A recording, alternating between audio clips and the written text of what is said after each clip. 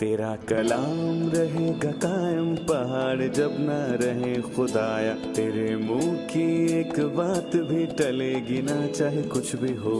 तेरी मान दिए है जिंदा सोने से भी कीमती, मेरा दिल ये दे गवाही है ये किताब अज़ीम।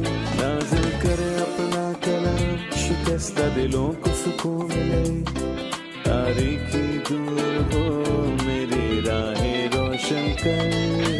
दिल अपना कलाम कसरत से ए खुदा बदल दे, रिहाई दे कसरत से फल में नाम। कलाम रहेगा कायम पहाड़ जब न रहे खुदाया, तेरे मुंह की एक बात भी टलेगी ना चाहे कुछ भी हो।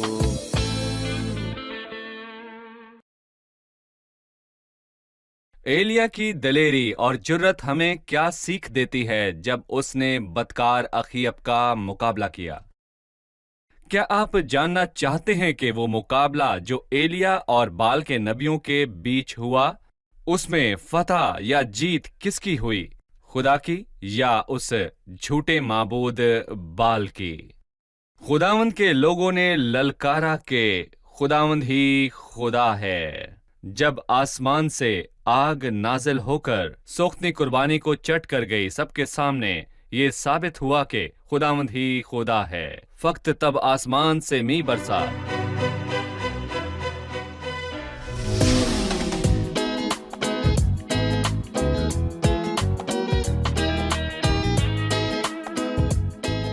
अजीज नाजरीन, मैं अयाद ज़रीफ आप सब देखने वालों को हमारे रोज के बाइबली मुतालियाती प्रोग्राम की नई किस्त में खुशामदीद कहता हूँ। हम पहले सलातीन की किताब का मुतालिया कर रहे हैं जो पुराने अहदनामे की तारीखी कुतब में से एक है, और आज की किस्त में हम 18वें बाब का मुतालिया करेंगे। पिछली किस्त के मुतालिक मैं आपको याद दिलाना चाहूंगा कि एलिया सैदान में सारपत की बेवा के घर जाता है, जहां उसका इकलौता बेटा मर जाता है। वहां एलिया ने दुआ की और खुदावन ने उसे इस्तेमाल किया। हमने सुना कि किस तरह एलिया ने उस लड़के को जिंदा करने के लिए खुद को उस पर पसार दिया। इससे हमें खुदावन यीशु मसीह की याद आती है, उस खुदा की जो बदन में जाहिर हुआ, जो हमारे पास एक हलीम और बेगुनाह बदन के साथ आया। हमें हमेशा की जिंदगी देने की खातिर उसने सलीबी मौत गवारा की। और आज हम देखेंगे कि कैसे एलिया ने कोहे किरमिल पर बाल के नबियों का सामना किया और सबके सामने ये साबित किया कि खुदावंद ही खुदा है, ना कि बाल या कोई भी और बुत या मूरत। प्रोग्राम के बाकायदा आगाज से पहले मैं खुदा के खादमीन को खुशामदीद कहना चाहूंगा। भाई अमीन खुशामदीद। जी शुक्रिया। डॉक्टर एहसान खुशामदीद। बहुत शुक्रिया भाई, आपको देखकर खुशी मुझे हुई। भी। इसके साथ ही मैं स्टूडियो में आए दीगर मेहमानों को भी खुशामदीद कहूंगा। डॉक्टर एहसान, 18वें बाब में एलिया अब्दिया से मिलता है और उनके माबैन गुफ्तगू होती है, और अब्दिया उसे बताता है कि उसने खुदावंद को 100 नबियों को इजबेल से छुपा कर रखा हुआ है। इसके बाद एलिया अखीयब से मिलता है और उसे एक पैगाम देता है। फिर एलिया बाल के नबियों के सामने जाता है। मैं जानना चाहूंगा कि एलिया किस तरह बाल के उन नबियों का सामना करने को तैयार होता है। इस बाब की पहली आयत में हम पढ़ते हैं कि खुदा का कलाम एलिया पर नाजिल हुआ और इस अरसा के दौरान एलिया कहाँ रहा, वो छुपा रहा। और आगे हम देखते हैं कि खुदावंद उसे इस्तेमाल करने के लिए तैयार करता है। और जब खुदावंद किसी को इस्तेमाल करना चाहता है तो उसे तैयार करता है जिसे वो इस्तेमाल करना चाहता हो या जिनके पास उसे भेजने को हो, क्योंकि खुदा जो कुछ करता है उसकी अहमियत है। उसने एलिया को खुफिया तौर पर तैयार किया और उन 3.5 बरसों में क्या हुआ हमने देखा। कौवों के साथ अरसा गुजरा और सारपत की बेवा के साथ अरसा गुजरा, और फिर उसने एक मुर्दे को देखा और उसे जिंदा किया। उसने देखा कि कौवे हमेशा उसे खाना पहुंचाते और फिर वो नाला सूख गया, और वो इस बात को समझने लगा कि खुदावंद नामुमकिनात का खुदा है, उसके लिए कुछ भी नामुमकिन नहीं है। और इससे उसके अंदर गैर मामूली दलेरी पैदा हुई जिसे हम बाद में देखते हैं। और जैसा कि हमने पढ़ा कि बहुत दिनों बाद ऐसा हुआ जिससे इस तरतीब के लंबे होने का पता चलता है। शायद ये भी खुफिया तौर पर हुआ हो जैसा एलिया का मामला है। और खुदा ने मूसा को 80 साल बाद इस्तेमाल किया। जब उसे लगा कि वो तैयार है तो खुदा ने उसे इजाजत ना दी, बल्कि मजीद 40 बरस के लिए उसे एक तरफ करके रख दिया اور ترتیب کا یہ عرصہ خالی برتن کے لیے بہت اہم ہے تاکہ وہ خدا کی مرضی کے مطابق ڈھل سکے، تاکہ اسے صحیح جگہ پر استعمال کیا جا سکے۔ خدا قحط کے دوران لوگوں کو تنبیہ کرتا رہا جب تک انہوں نے توبہ نہ کر لی، اور انہوں نے دیکھا کہ ایلیا نے آسمان کو بند کر دیا اور بال کے 850 بت اسے کھول نہ سکے، اور کوئی حل نہ تھا۔ یہ قوم کے لیے ایک طرح کی تیاری تھی، توبہ اور ایلیا کی تیاری تاکہ وہ استعمال ہو سکے۔ میرا خیال ہے کہ دنیا اب تیار تھی اور یہ وقت تھا کہ ایلیا کو استعمال کیا جائے۔ اب میں 18ویں باب کی 17ویں آیت سے پڑھنا چاہوں گا، اور ہم اس مقابلے کو دیکھیں گے جو کوہ کرمل پر ہوا۔ اس کے بعد بھائی امین اپنی رائے کا اظہار کریں گے۔ اور جب اخیب نے ایلیا کو دیکھا تو اس نے اس سے کہا، اے اسرائیل کے ستانے والے، کیا تو ہی ہے؟ اس نے جواب دیا، میں نے اسرائیل کو نہیں ستایا بلکہ تو اور تیرے باپ کے گھرانے نے، کیونکہ تم نے خداوند کے حکموں کو ترک کیا اور تو بلیم کا پیرو ہوا۔ اس لیے اب تو قاصد بھیج اور سارے اسرائیل کو اور بال کے 450 نبیوں کو اور یسیرت کے 400 نبیوں کو جو ایزابل کے دسترخوان پر کھاتے ہیں کوہ کرمل پر میرے پاس اکٹھا کر دے۔ سو اخیب نے سب بنی اسرائیل کو بلا بھیجا اور نبیوں کو کوہ کرمل پر اکٹھا کیا، اور ایلیا سب لوگوں کو نزدیک آ کر کہنے لگا، تم کب تک دو خیالوں میں ڈاواں ڈول رہو گے؟ اگر خداوند ہی خدا ہے تو اس کے پیرو ہو جاؤ، اور اگر بال ہے تو اس کی پیروی کرو۔ پر ان لوگوں نے ایک حرف جواب نہ دیا۔ تب ایلیا نے ان لوگوں سے کہا، ایک میں ہی اکیلا خداوند کا نبی بچ رہا ہوں، پر بال کے نبی 450 آدمی ہیں۔ سو ہم کو 2 بیل دیے جائیں، اور وہ اپنے لیے ایک بیل کو چن لیں اور اسے ٹکڑے ٹکڑے کاٹ کر لکڑیوں پر دھریں اور نیچے آگ نہ دیں، اور میں دوسرا بیل تیار کر کے اسے لکڑیوں پر دھروں گا اور نیچے آگ نہیں دوں گا۔ تب تم اپنے دیوتا سے دعا کرنا اور میں خداوند سے دعا کروں گا، اور وہ خدا جو آگ سے جواب دے گا وہی خدا ٹھہرے۔ سب لوگ بول اٹھے، خوب کہا۔ سو ایلیا نے بال کے نبیوں سے کہا کہ تم اپنے لیے ایک بیل چن لو اور پہلے اسے تیار کرو، کیونکہ تم بہت سے ہو، اور اپنے دیوتا سے دعا کرو، لیکن آگ نیچے نہ دینا۔ سو انہوں نے اس بیل کو لے کر جو ان کو دیا گیا اسے تیار کیا، اور صبح سے دوپہر تک بال سے دعا کرتے اور کہتے رہے، اے بال ہماری دعا سن۔ پر نہ کچھ آواز ہوئی اور نہ کوئی جواب دینے والا تھا، اور وہ اس مذبح سے گرد جو بنایا گیا تھا کودتے رہے۔ اور دوپہر کو ایسا ہوا کہ ایلیا نے ان کو چڑھا کر کہا، کیونکہ وہ تو دیوتا ہے، وہ کسی سوچ میں ہوگا، یا وہ خلوت میں ہے، یا کہیں سفر میں ہوگا، یا شاید وہ سوتا ہے، سو ضرور ہے کہ وہ جگایا جائے۔ تب وہ بلند آواز سے پکارنے لگے اور اپنے دستور کے مطابق اپنے آپ کو چھریوں اور نشتروں سے گھائل کر لیا، یہاں تک کہ لہو لہان ہو گئے۔ وہ دوپہر ڈھلے بھی شام کی قربانی چڑھا کر نبوت کرتے رہے، پر نہ کچھ آواز ہوئی، نہ کوئی جواب دینے والا، نہ توجہ کرنے والا تھا۔ تب ایلیا نے سب لوگوں سے کہا کہ میرے نزدیک آ جاؤ۔ چنانچہ سب لوگ اس کے نزدیک آ گئے۔ تب اس نے خداوند کے اس مذبح کو جو ڈھا دیا گیا تھا مرمت کیا، اور ایلیا نے یعقوب کے بیٹوں کے قبیلوں کے شمار کے مطابق جس پر خداوند کا یہ کلام نازل ہوا تھا کہ تیرا نام اسرائیل پر ہوگا، 12 پتھر لیے، اور اس نے ان پتھروں سے خداوند کے نام کا ایک مذبح بنایا، اور مذبح کے ارد گرد اس نے ایسی بڑی کھائی کھودی جس میں 2 پیمانے بیچ کی سمائی تھی، اور لکڑیوں کو کرینا سے چنا اور بیل کے ٹکڑے ٹکڑے کاٹ کر لکڑیوں پر دھر دیا، اور کہا کہ 4 مٹکے پانی سے بھر کر اس سوختنی قربانی پر اور لکڑیوں پر انڈیل دو۔ پھر اس نے کہا دوبارہ کرو، اور انہوں نے دوبارہ کیا۔ پھر اس نے کہا 6 بارہ کرو، سو انہوں نے 6 بارہ بھی کیا، اور پانی مذبح کے گردا گرد بہنے لگا، اور اس نے کھائی بھی پانی سے بھروا دی۔ اور شام کو قربانی چڑھانے کے وقت ایلیا نبی نزدیک آیا، اور اس نے کہا، اے خداوند ابراہیم اور اسحاق اور اسرائیل کے خدا، آج معلوم ہو جائے کہ اسرائیل میں تو ہی خدا ہے اور میں تیرا بندہ ہوں، اور میں نے ان سب باتوں کو تیرے ہی حکموں سے کیا۔ میری سن اے خداوند، میری سن، تاکہ یہ لوگ جان جائیں کہ اے خداوند تو ہی خدا ہے، اور تو نے پھر ان کے دلوں کو پھیر دیا ہے۔ تب خداوند کی آگ نازل ہوئی، اور اس نے اس سوختنی قربانی کو لکڑیوں اور پتھروں اور مٹی سمیت بھسم کر دیا، اور اس پانی کو جو کھائی میں تھا چاٹ لیا۔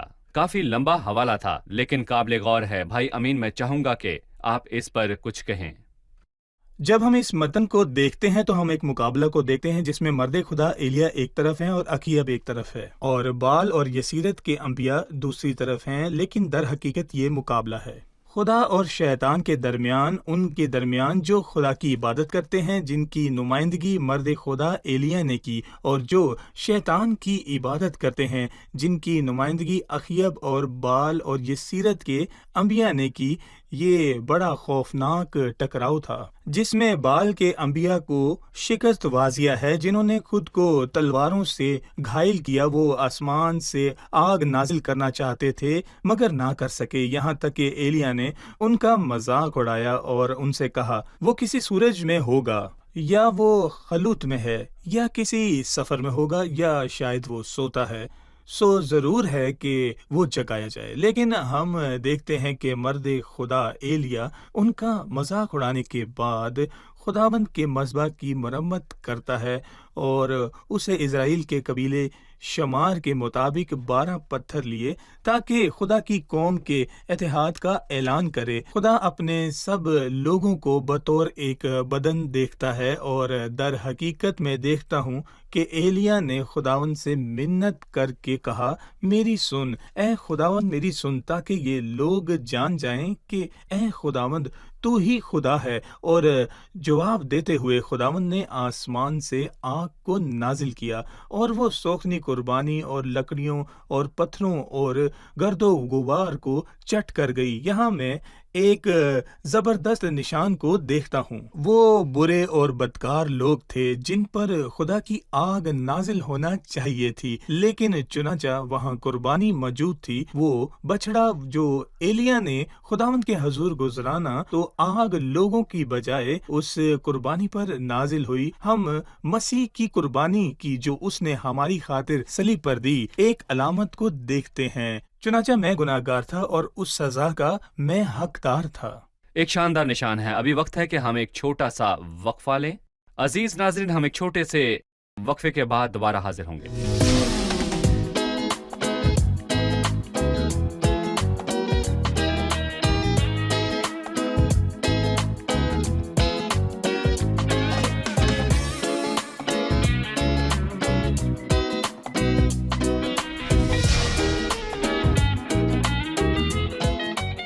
خوش آمدید۔ آئیے چلتے ہیں مہمانوں کی طرف اور ان سے سوال پوچھتے ہیں۔ جی سوال کیجیے۔ میرے پاس ایک سوال ہے۔ ایلیا جو بڑا ایمان رکھنے والا شخص تھا، کمزور ہو کر سوچنے لگا کہ فقط وہی ایک ایماندار بچا ہے۔ کیا آپ کو لگتا ہے کہ کمزوری ظاہر ہوئی؟ جی بالکل۔ جی بھائی، بہن کے سوال کا آپ کیا جواب دیں گے؟ نہمیہ کی کتاب کے پہلے باب میں بھلے ہی صرف ایک نہمیہ کو ہی علم تھا، تو بھی اس نے اس بات کو کسی پر عیاں نہ کیا۔ نہمیہ تنہا تھا اور تنہا ہی ان دیواروں کو دیکھنے چلا گیا۔ بہرحال جب وہ خدا سے دعا کر رہا تھا تو اس نے نہمیہ 1:11 میں یہ بات کہی کہ اے خداوند، میں تیری منت کرتا ہوں کہ اپنے بندہ کی دعا پر اور اپنے بندوں کی دعا پر جو تیرے نام سے ڈرنا پسند کرتے ہیں کان لگا۔ وہ اندازہ لگا رہا تھا، دیکھ نہیں رہا تھا۔ اور بھی لوگ ہیں اور وہ اکیلا نہیں جو خدا کو سمجھتا ہے۔ نہیں، اور بھی لوگ ہیں جو خدا کو سمجھتے ہیں، اور مجھے لگتا ہے کہ یہی بات ہے جو خدا کے ہر اس خادم کو زیب ہے جو خدا کی خدمت کرنا چاہتا ہے۔ اور یہاں پر میں یہ کہنا چاہوں گا کہ یقیناً خدا سچے لوگوں کو چھپا کر رکھتا ہے، اور ایلیا کے لیے خدا کا جواب یہ تھا، ایلیا میں نے اپنے لیے 7,000 مرد رکھے ہیں، اور ابدیہ نے بھی اسے 100 نبیوں کے متعلق بتایا جنہوں نے اسے چھپا دیا تھا۔ سو وہاں اور بھی لوگ تھے، لیکن تنہا چھوڑے جانے کا خیال اس پر حاوی ہو گیا، اور در حقیقت میرا خیال ہے کہ اس عرصے کے دوران اس نے کسی کو نہ دیکھا۔ سو اس نے کہا کہ جا کر اپنے خدام سے کہہ، مطلب اس نے ابدیہ کی تعریف نہ کی، اور یہ تمام منظر اس کے لیے بہت ہی تاریک منظر تھا۔ اس کے کہنے کا مطلب یہ تھا کہ یہ مردانگی ہے۔ اگر واقعی خدا کے نبی یا اس کے لوگ ہیں تو آئیں اور میرے ساتھ مل کر اخیب اور ایزابل کے لوگوں کا سامنا کریں۔ اس نے انہیں مرد نہ سمجھا۔ بالکل، جو کوئی بھی یہ کہتا ہے کہ وہ خدا کا پیرو ہے تو اس جنگ میں آ کر میرا ساتھ دے۔ وہ ان کے رویے کو سمجھ رہا تھا۔ سو جس کسی نے بھی بال کے نبیوں کے خلاف جنگ میں اس کا ساتھ نہ دیا، اسے اس دیکھیں، معاملے ایسے سے حالات میں چھپ جانا ہرگز بھی مردانگی نہیں ہے جب تک کہ خدا چھپ جانے کا حکم نہ دے۔ اور خوف ان لوگوں کا خاصہ بالکل بھی نہیں ہو سکتا جو خدا کے سپاہی ہیں۔ مجھے لگتا ہے وہ خود کو تب بھی تنہا ہی جانتا ہے، لیکن اس بات نے اس الہی قوت کو اس میں بسے رہنے سے نہ روکا، اور جو کچھ بعد میں ہوا اس سے یہ ثابت ہوتا ہے کہ ایک قوت تھی جو سب کاموں میں اس کے ساتھ تھی۔ بھائی امین، میں 31ویں آیت میں درج الفاظ پر بات کرنا چاہوں گا۔ اور एलिया ने याकूब के बेटों के कबीलों के शुमार के मुताबिक जिस पर खुदावन का ये कलाम नाजिल हुआ था कि तेरा नाम इसराइल होगा, जब उसने कबीलों के शुमार के मुताबिक 12 पत्थर लिए, उसने ये नहीं कहा कि इसराइल के कबीलों का शुमार है, बल्कि उसने इसराइल के नाम की जगह याकूब का नाम लिया। इज़राइल का मतलब है खुदावंद का शहजादा और याकूब का मतलब है धोखेबाज। याकूब की जिंदगी की शुरुआत मक्कारी, चालाकी, धोखेबाजी और फरेब से भरी है, लेकिन जब खुदा ने उसकी ईरान की नस को छुआ, उसने उसका नाम बदलकर खुदा का शहजादा रख दिया। वो खुदा पर तवक्कुल करने लगा। यहाँ वो ये कहना चाहता है कि कौम की हालत कमज़ोर थी, वो बाल की परस्तिश करते थे, इसलिए उसने इज़राइल की जगह याकूब का नाम लिया। डॉक्टर एहसान, मैं इस बारे में जानना चाहूंगा कि जब एलिया ने खुदा के मज़बा की मुरम्मत की, और मैं इसे खुदा के घर के तौर पर देखना चाहूंगा जो सच का सतून है, लिहाजा इस बारे में आपकी क्या राय है? खुदा किस तरह से कलीसिया को दुनिया में एक बदन के तौर पर देखता है? क्योंकि यहाँ उसने 12 पत्थरों से तामीर शुदा एक मज़बा देखा जो याकूब के बेटों के कबीलों के शुमार के मुताबिक था, और खुदा के लोगों ने किस तरह बेदारी के हर दौर में गिरे हुए मज़बा की मुरम्मत की जो इबादत का निशान और गवाही की सरबुलंदी है। देखें, सबसे पहले मैं मज़बा की मुरम्मत के बारे में आपसे कुछ कहना चाहूंगा, क्योंकि एलिया देख रहा था कि मज़बा और कुर्बानी ही इन बदकार लोगों के मसले का हल है, और मसला ये ना था कि कौन इसका हकदार है, बल्कि ये कि किसे इसकी जरूरत है, उन्हें क्या चाहिए था, और एलिया को उन लोगों के मसले का क्या हल नजर आया? कुर्बानी। और मेरा ख्याल है कि कुर्बानी ही दुआ है, और ये एक बड़ा मुकाशफा है जो हर ईमानदार के जहन और दिल में होना चाहिए जो खुदा की खिदमत करता है। मसीह की कुर्बानी उन तमाम मसलों का हल है जो बिना हल किए बेकाबू मालूम होती हैं, और मसीह की कुर्बानी ही इस खस्ता हालते जान को बहाल कर सकती है जिसे लेकर हम नाउमीद हो चुके हैं। और मसीह की सलीब हर एक मसले के लिए काफी है, और मुझे एक से ज्यादा मौके याद हैं जहां कुर्बानी और मज़बा ही मसले का हल था। और शायद आपको याद हो वो वाकया जब दाऊद ने लोगों की मर्दमशुमारी की दूसरे और वबा उन पर नाजिल हुई, वबा, और फिर दाऊद ने कहा कि ये उनकी गलती नहीं है, और फिर उसने कहा कि ये वबा उस पर और उसके बाप के घर पर गिर पड़े, लेकिन खुदा ने उसकी इजाजत ना दी। ये हल ना था कि एक खास मुकाम पर मज़बा बनाकर वहां कुर्बानी को गुजराना जाए, इसका हल बस कुर्बानी ही था। अब हम एलिया की तरफ वापस आते हैं। उसके मुतालिक सबसे बड़ी बातों में से एक बात ये थी कि उसने लोगों को उनकी असल हालत के मुताबिक ना देखा, बल्कि खुदा की नजर से देखा। खुदा के लिए सभी महबूब हैं और उसकी निगाह में भले हैं, फिर चाहे इंतशार या अलहदगी या फिर तकसीम ही क्यों ना हो गई हो, या फिरका वराना तकसीम ही क्यों ना हो। अब तो बहुत से फिरके हैं उन 12 पत्थरों की तरह। 12 पत्थरों की तरह। और मैं कहना चाहूंगा कि बहुत से फिरके हैं जो बटे हुए हैं, और हर गिरोह अलहदा है और ठोकर खाता है, लेकिन खुदा की एक सोच थी, और उसे तब भी उम्मीद थी कि ये लोग यानी उसके लोग एक बार फिर से बहाल होंगे जब वो कुर्बानी की तरफ वापस लौटेंगे। एलिया ने मज़बा की मुरम्मत की और उसे 12 पत्थरों से दोबारा तामीर किया। गोया वो खुदा से ये कह रहा था कि मैं एक फिरके के लिए नहीं बल्कि सबके लिए मांगूंगा। और ये जरूरी है, जैसा कि आपने कहा, कि आज हम इसका इतलाक खुदा की कलीसिया पर करें। खुदा की कलीसिया यानी वो ईमानदार जो आज इकट्ठे होते हैं, वो कलीसिया को पेश कर रहे थे, लेकिन वो खुदा की कलीसिया नहीं। लेकिन आज खुदा की कलीसिया खुदा की नजर में वो तमाम ईमानदार लोग हैं जो पूरी दुनिया में हर तरफ फैले हैं, भले ही उनकी सोच या हालात जैसे भी हों। सोच का फर्क या हालात का किसी भी तरह का फर्क खुदा के नजरिए को नहीं बदलता, जो खुदा की कलीसिया को एक बदन बनाता है, और जो उसकी नुमाइंदगी करते हैं वो बदी से जुदा किए गए हैं। लेकिन जब वो उसकी नुमाइंदगी करते हैं तो उन्हें दूसरों से अलग या फिर मगरूर नहीं होना। उन्हें समझना चाहिए कि वो औरों के बराबर हैं, और उनकी ये ख्वाहिश होनी चाहिए कि एक दिन कोई और मज़बा के सामने उसकी जगह ले जो 12 पत्थरों से बना है और जो खुदा के घराने के तमाम अफरादों पर मुश्तमिल है, और ये आसमान की बादशाही के सिवा और कहीं नहीं मिल सकता। आपका मतलब है कि वो जो खुदावंद की परस्तिश करने में उसके नाम में जमा होते हैं, आमतौर पर कलीसिया की नुमाइंदगी करते हैं, मसीह के उस बदन की जो हर तरफ है और एक है, लेकिन वो तन्हा है, तमाम कलीसिया या सारा बदन नहीं है। ठीक है, यहाँ पर हम एक वक्फा लेंगे, इसके बाद इस जबरदस्त बाब का मजीद मुतालिया करेंगे। नाज़रीन, एक छोटे से वक्फे के बाद दोबारा हाजिर होते हैं।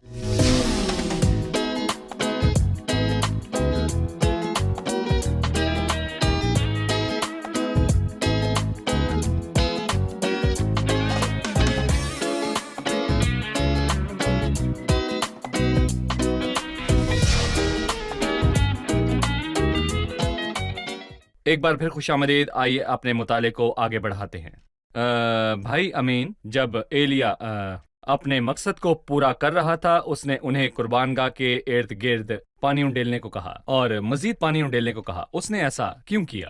دراصل انہوں نے بہت سارا پانی ڈالا، لکھا ہے، اور پانی مذبح کے گردا گرد بہنے لگا اور اس نے کھائی بھی پانی سے بھروائی. در حقیقت ایلیا کا ایمان تھا کہ خداوند ناممکنات کا خدا ہے، اور پیچھے بھی اسے خدا کے بڑے اور عظیم کاموں کا تجربہ ہوا جو کہ خدا نے اس کے ساتھ کیے. سو اس نے پانی اس لیے انڈیلا کیونکہ وہ پر اعتماد تھا کہ جب آسمان سے خدا کی آگ نازل ہوگی تو وہ قربانی اور پانی دونوں کو چٹ کر جائے گی. دوسری جانب ان جھوٹے لوگوں کے ایسے ہر طرح کے دعوے کو ناکام بنا دینا چاہتا تھا کہ آگ نیچے سے لگی گئی یا ایلیا نے ان کی آنکھوں میں دھول جھونکی. سو پانی کی کثرت کی وجہ یہ تھی کہ وہ ان بدکار جھوٹے لوگوں کے دعووں کو ناکام کرنا چاہتا تھا. ڈاکٹر احسان، میں چاہوں گا کہ آپ 36ویں آیت کے متعلق کچھ بتائیں جو کہ ایلیا کی دعا سے متعلق ہے. اور شام کی قربانی چڑھانے کے وقت ایلیا نبی نزدیک آیا اور اس نے کہا، اے خداوند ابراہیم اور اسحاق اور اسرائیل کے خدا، آج معلوم ہو جائے کہ اسرائیل میں تو ہی خدا ہے اور میں تیرا بندہ ہوں اور میں نے ان سب باتوں کو تیرے ہی حکم سے کیا ہے. یہ حیران کن بات تھی کہ اس نے دعا کرنا تب شروع کیا جب اس نے قربانی چڑھائی. اس سے پتہ چلتا ہے کہ ہم کس طرح خدا کے پاس جا سکتے ہیں اور ایلیا کس بنیاد پر خدا کے پاس گیا. وہ بنیاد قربانی تھی. خدا کے پاس جانے کی بنیاد اس کی ذاتی خوبی یا اس کا خدا کی طرف ہونا نہیں تھا، بلکہ قربانی گزرانتے ہوئے ایلیا نے خدا پر انحصار کرنا شروع کیا. مطلب اس نے قربانی کے اختیار کی بدولت خدا پر انحصار کیا. دوسری بات، باقی کے حوالے میں جو ہم پڑھتے ہیں، اس نے یہ کہا کہ اے خداوند ابراہیم، اسحاق اور اسرائیل کے خدا. یعقوب نہ کہا. اس نے یعقوب نہ کہا، جو وعدوں میں سچا اور انہیں پورا کرنے والا ہے، جس نے ایک دن یعقوب کو اسرائیل میں بدل دیا. کیا تو ہی نہیں ہے جس نے اسرائیل کو قائم کیا اور اب وہ یعقوب کی مانند یا اس سے بھی بدتر تھے؟ کیا تو انہیں پھیر نہیں سکتا؟ دوسرا، تو وعدوں کو قائم کرنے والا ہے جو ابراہیم سے کیے گئے، جو اٹل ہیں چاہے ان کی حالت جیسی بھی ہو. اور اس نے خدا پر امید اس معیار پر رکھی جو خدا کی تھی، نہ کہ اس معیار پر جو لوگوں کا ہے. یہ اہم مسئلہ ہے اور خدا کے نزدیک جانے کی اہم بنیاد ہے. ہمیں اس پر امید اس بنیاد پر رکھنی ہے جو کچھ وہ ہے، نہ کہ اس پر کہ جو کچھ ہم ہیں. وہ نیک ارادے سے نزدیک آیا، اور جو کوئی خدا کے نزدیک آتا ہے جانتا ہے کہ اس پر بھروسہ اور انحصار کس طرح کرنا ہے. اس کی درخواست اپنے لیے نہیں تھی، اور جو کوئی بھی نیک ارادے سے خدا کے پاس آتا ہے اس کی درخواست درست ہوتی ہے، تاکہ آج کے دن لوگ جان لیں. ایلیا، تو کیا چاہتا ہے کہ لوگ کیا جانیں؟ تو کیا دعا کرتا ہے جب آگ نازل ہو؟ تو چاہتا ہے کہ لوگ جانیں کہ ایلیا جیسا کوئی نہیں، سپرمین کے جیسا. جی بالکل، لیکن نہیں، بلکہ لوگ یہ جان لیں کہ اسرائیل میں تو ہی ایک خدا ہے. یہ قوم تیری ہے بلکہ تو اسرائیل کا خدا ہے، تاکہ بال کی عبادت کرنے والے اسرائیل کا ذہن خدا پر لگ جائے. وہ چاہتا تھا کہ وہ جانیں کہ وہ ان کا خدا ہے اور بال کو چھوڑ دیں، اور اس لیے اس نے انہیں ایک ہلا دینے والا ثبوت دیا کہ خداوند ہی خدا ہے، تاکہ ان لوگوں کے دل پھیر دے. اور آج معلوم ہو جائے کہ اسرائیل میں تو ہی خدا ہے اور میں تیرا بندہ ہوں، اور میں نے ان سب باتوں کو تیرے حکم سے کیا ہے. اور یہاں میں دیکھتا ہوں کہ وہ انہیں احساس دلاتا ہے کہ جب آسمان بند تھا تو یہ اس لیے نہ ہوا کہ وہ چاہتا تھا، بلکہ ان کی بدکاری کے سبب سے ایسا ہوا. اور جب وہ بند آسمان کھولا گیا تو یہ بھی اس کی مرضی کے سبب سے نہ ہوا، بلکہ خدا نے اپنے مقصد کو پا لیا اور ان تمام لوگوں کو اپنی طرف پھیر لیا. اور وہ خدا کے متعلق رکھنے والے علم پر انحصار کرتے ہوئے دعا کر رہا تھا، اور اسے خدا سے بڑی امید تھی، اور وہ پر اعتماد تھا کہ خدا اس صورت سے نمٹ لے گا اور اپنے لوگوں کو کوہ کرمل سے پھیر لے گا. بھائی امین، آخری بات جو 41ویں آیت میں ہے، جب مذبح اور قربانی پر خدا کی آگ نازل ہو چکی اور جب ایلیا بال کے نبیوں کو قتل کر چکا، تو لکھا ہے، اور ایلیا نے اخیب سے کہا، اوپر چڑھ جا، کھا اور پی، کیونکہ کثرت کی بارش کی آواز ہے. سو اخیب اب کھانے پینے کو اوپر چلا گیا، اور ایلیا کرمل کی چوٹی پر چڑھ گیا اور زمین پر سرنگو ہو کر اپنا منہ اپنے گھٹنوں کے بیچ کر لیا. یہ آیت ہمیں بارش کے ہونے کے متعلق بتاتی ہے.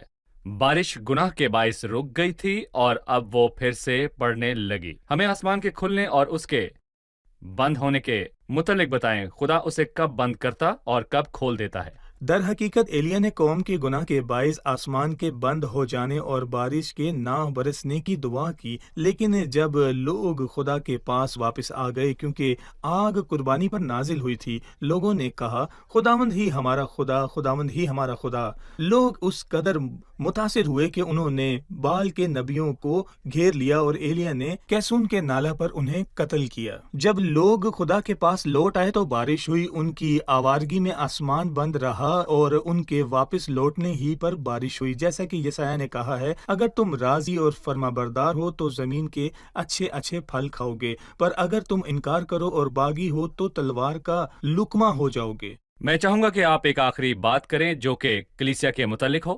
کلیسیا کے روحانی سطح پر کبھی کبھار اجتماعات زندگی سے خالی ہوتے ہیں، لوگ عبادت میں آتے ہیں لیکن خدا کی طرف سے کلام نازل نہیں ہوتا، آسمان سے کوئی می نہیں برستا۔ لوگ آتے ہیں اور مناد بہت سی باتیں کہتے ہیں اور وہ پتھروں کی مانند ان لوگوں سے ٹکرا کر آ جاتی ہیں، لیکن می نہیں برستا، آسمان بند رہتا ہے۔ کبھی کبھار آسمان کیوں بند رہتا ہے اور خدا کچھ چرچز کی عبادات میں کلام کا می نہیں برساتا؟ اور ہم یہ کب کہہ سکتے ہیں کہ یقیناً خداوند می برسائے گا اور ہم سے بات کرے گا؟ اگر گناہ اور بدکاری رہے گی تو برکت نہیں رہے گی۔ بائبل میں لکھا ہے اگر میں بدی کو اپنے دل میں رکھتا ہوں تو خداوند میری نہ سنتا۔ خداوند تب تک دعا کا جواب نہیں دیتا جب تک گناہ موجود ہو، لیکن اگر توبہ کر کے سچائی سے خدا کی طرف لوٹ جائے تو خدا ہمیں کثرت سے برکت دے گا۔ یہ بہت ہی خطرناک بات ہے کہ ہم اپنی زمین کو پاؤں سے سینچیں، کیونکہ بائبل ہمیں ملک مصر میں رہنے والے ان لوگوں کے متعلق بتاتی ہے جو پاؤں سے سینچا کرتے تھے۔ سینچنے کا مطلب کیا ہے؟ کمزوری کی حالت کو ڈھانپ دینا یا خاموش جب خدا خاموش ہے۔ ہم اسے بات کر کے گیت گا کر اپنی پتوار کو اپنی مرضی سے چلا کر ڈھانپ دیتے ہیں، یہ بہت ہوتا ہے۔ انجام وہی ہے جیسا کہ آپ نے کہا کہ زندگی عبادات سے خالی ہے لیکن کلام اچھا ہوتا ہے، لیکن عبادات میں جان نہیں ہوتی جب آسمان خاموش ہے، تو ہمیں خود کو بچانے کی ضرورت ہے۔ بہت شکریہ، ہم اگلے پروگرام میں اپنے مطالعے کو آگے بڑھائیں گے۔ عزیز ناظرین، ہمارے پروگرام کا وقت ختم ہوا چاہتا ہے۔ آنے والی قسط میں آپ سے پھر ملاقات ہوگی جبکہ ہم ایلیا کی خدمت، اس کی کمزوری اور اس کی قوت کو دیکھیں گے۔ خدا آپ کو برکت دے۔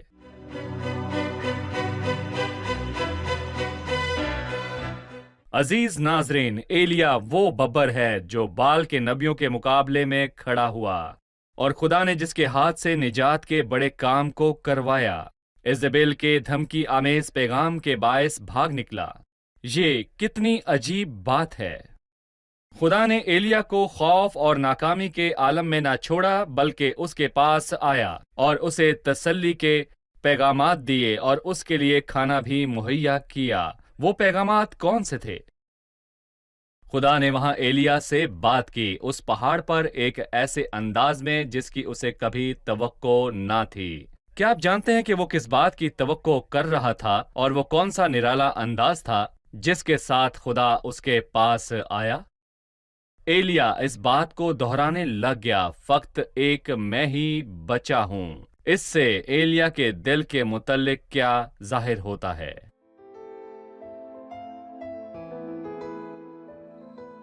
تیرا کلام رہے گا قائم پہاڑ جب نہ رہے خدایا، تیرے منہ کی ایک بات بھی ٹلے گی نہ چاہے کچھ بھی ہو، تیری مان دیے ہے زندہ سونے سے بھی قیمتی، میرا دل یہ دے گواہی ہے یہ کتاب عظیم، نازل کرے اپنا کلام شکستہ دلوں کو سکون ملے، تاریکی دور ہو میری راہیں روشن کر، دل اپنا کلام کثرت سے اے خدا بدل دے، رہائی دے کثرت سے پھل میں لاؤ، کلام رہے گا قائم پہاڑ جب نہ رہے خدایا، تیرے منہ کی ایک بات بھی ٹلے گی نہ چاہے کچھ بھی ہو۔